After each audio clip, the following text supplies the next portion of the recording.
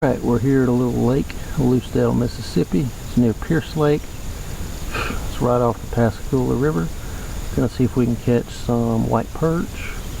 Gonna use that Chad Shad and see what happens. Stay with me, let's see how it goes. Water looks really low here.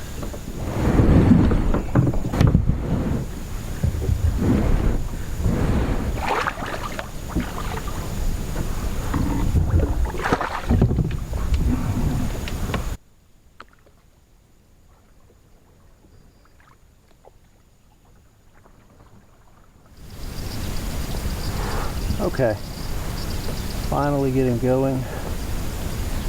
I bogged up in the mud a little bit, about to my knees.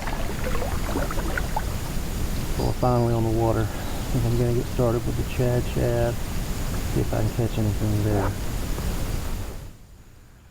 So I'm doing this Chad Shad. If I throw it too close to the bank, it gets snagged up.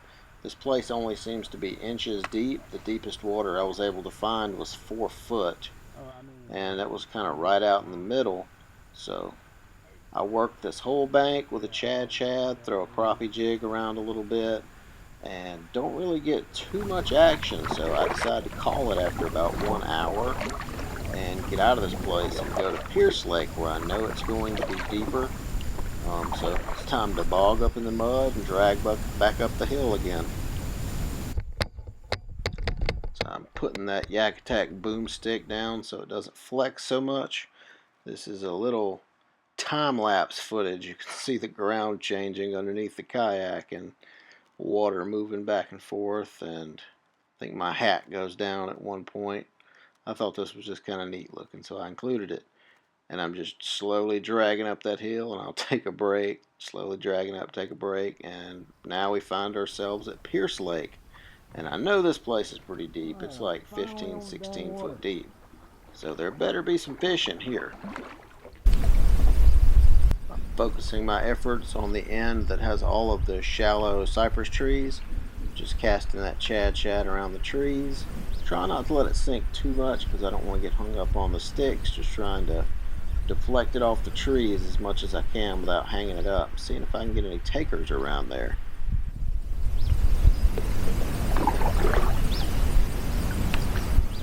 So thus far I've spooked a few small panfish like brim and things like that, but I haven't really spotted too much bass activity.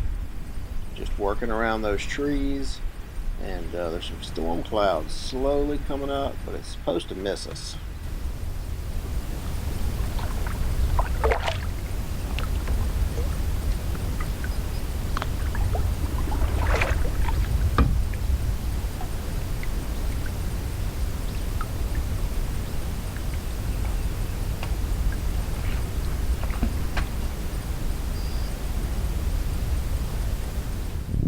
As you can see, it's starting to rain. I'm throwing that Chad Shad around the main lake bank. Just trying to give little quick quarter handle turns, making that thing kind of chop back and forth. It really looks good in the water. I'm surprised it hasn't gotten smacked yet.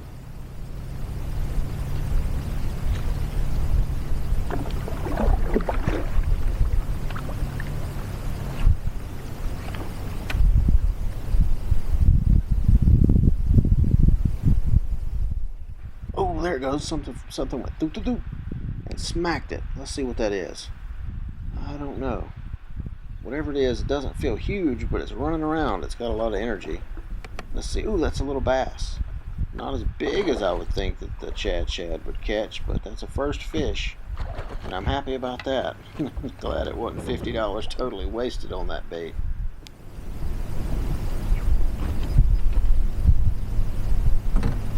Finally got one. Chad Shad.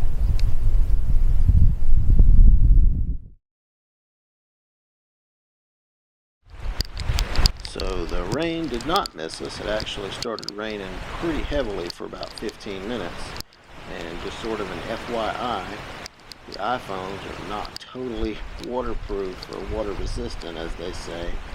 And after a while, they do start to let water in. And my phone malfunctioned after this trip, so be careful.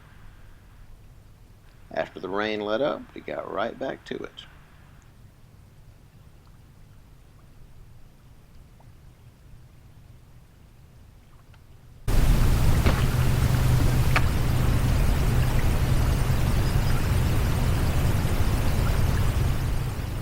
have to excuse the water droplets on the camera. I didn't know they were there. Couldn't really reach them anyway. And we just hooked up with a big old bowfin. This thing is going crazy.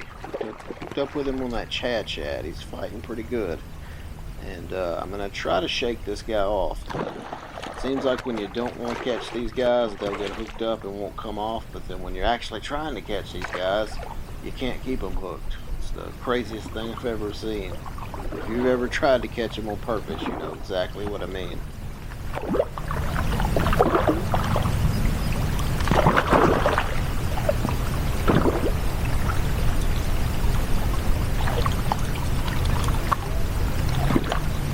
There's a griddle.